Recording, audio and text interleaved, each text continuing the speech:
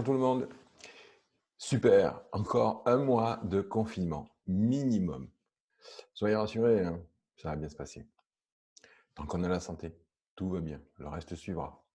Et puis je me dis, euh, il y a toujours quelque chose à apprendre d'une situation, en particulier quand elle s'impose à nous, qu'elle est désagréable et qu'on ne peut pas vraiment changer. Un réflexe à avoir, c'est de regarder comment transformer ça, en fait, en opportunité. Alors avoir ce regard, si vous ne l'avez pas déjà, pourra vous aider dans d'autres situations. Avoir ce regard, c'est pas évident, hein, c'est pas évident du tout. Mais je vais vous indiquer des pistes à suivre qui pourront vous aider. Un réflexe à avoir donc. Ouais, fastoche. Non, c'est pas fastoche du tout. Mais ça viendra avec le temps, avec l'exercice. Alors regardez comment transformer ça. Pour regarder, il faut pouvoir le faire avec lucidité.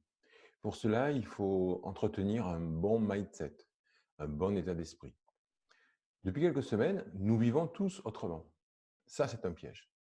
Le piège dans lequel on peut facilement tomber parce qu'on va se laisser porter par notre rythme qui peut nous amener vers un mauvais état d'esprit, parce qu'on va ruminer, parce qu'on va ressasser, on va être en conflit, dans le refus de la situation. Et ça va aussi nous amener vers de mauvaises routines, des grasses matinées, certains laissés-aller, qui soient vestimentaires pardon, ou sur son apparence physique. On va avoir moins d'activité physique, de fait. On va avoir peut-être aussi des écarts dans le comportement alimentaire, etc. Et on peut même se laisser aller, se laisser tenter par une petite sieste quotidienne, histoire de, voilà. Alors, vous me direz, tout ça, on le fait en général, on le fait en vacances. Et oui, on fait ça en vacances. Mais ce n'est pas des vacances. Ça fait un mois que ça dure et ça va durer encore un mois, au moins. Donc il faut se ressaisir, il faut redonner du tonus à tous ces jours qui s'enchaînent les uns à la suite des autres. Quelque part, il va falloir un petit peu reprendre le rythme de l'activité normale, c'est-à-dire se lever à la même heure qu'avant, se préparer, s'habiller. Mesdames, surtout ne zappez pas la séquence maquillage, mettez-vous en valeur. Messieurs, bah, ça va être rasage et compagnie. Même si vous êtes en télétravail, même si vous êtes sans activité, même si vous savez que vous ne verrez personne aujourd'hui, faites-le pour vos proches, faites-le aussi pour vous, simplement pour vous. Parce que être propre sur soi, se sentir beau, se sentir belle, c'est une dynamique qui fait du bien. Redonner du tonus aussi en ayant une activité physique quotidienne.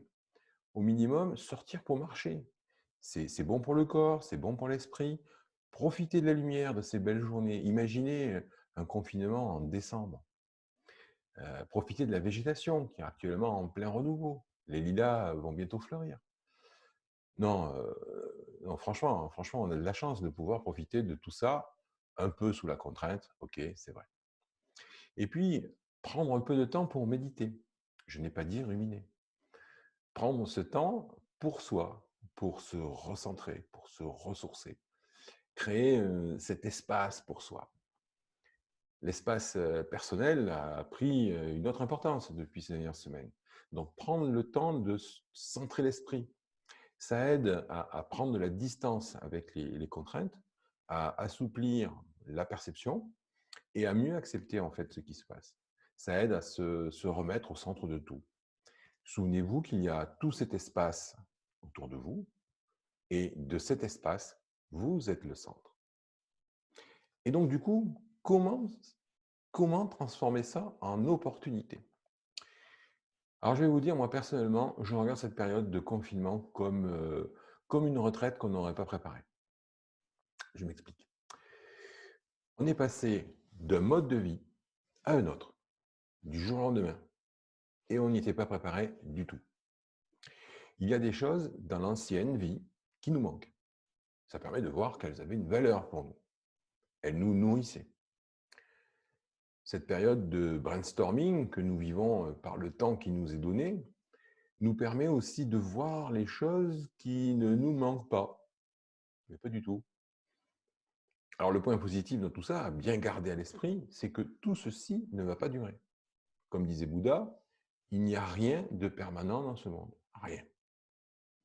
Et donc, si nous profitions de ce moment pour transformer ce moment en opportunité. Hier, le 13 avril, le président de la République disait qu'il faudrait nous réinventer. Réinventer m'a paru un peu fort, mais peut-être simplement nous redéfinir, ou juste nous définir. Le brouhaha de la vie moderne s'est arrêté brutalement, au beau milieu, au beau milieu du mois de mars. Ce calme et ce silence ont amené du vide dans notre vie, qui était si rythmée jusque-là. Plus de tourbillon, plus de stress à cause de l'activité, mais un autre stress, pour d'autres raisons. Cette situation, qui est inédite, nous a amenés à nous retrouver face à nous-mêmes, à mieux identifier la valeur des choses qui constituaient cette vie d'avant. Cette période peut permettre de mieux nous reconnecter à nous-mêmes, mieux entendre nos besoins, mieux nous entendre. Le voile de la suractivité n'est plus sur nos yeux. Il ne peut plus nous masquer notre propre vérité. Quelque part, on ne peut plus se mentir. Et c'est peut-être l'occasion de mieux entendre nos aspirations, nos envies, de donner plus d'importance à des projets qu'on avait, à des directions que l'on souhaite depuis longtemps donner à notre vie. C'est aussi l'occasion de mieux entendre nos raisons de mal-être, nos mots intérieurs, ce qu'on transporte avec nous depuis tant de temps, nos bagages, comme on dit. Et là encore, le voile est levé. Se redéfinir ou se réinventer, ça va vouloir dire quoi? Faire du neuf avec du vieux? Coller un joli papier peint sur un mur humide?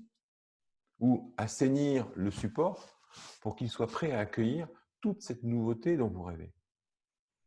Vous voyez comme cette période peut être une réelle opportunité à saisir pour préparer demain, je dis bien demain, et pas reprendre le cours de la vie qu'on a mis sur pause.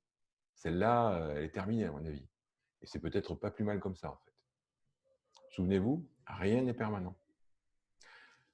Voilà, j'espère que cette vidéo vous aura permis d'avancer dans votre quotidien ou dans une réflexion que vous avez déjà. N'hésitez pas à laisser en commentaire des suggestions de sujets que vous souhaiteriez que j'évoque lors des prochaines vidéos. Voilà, je vous souhaite une bonne journée. À bientôt.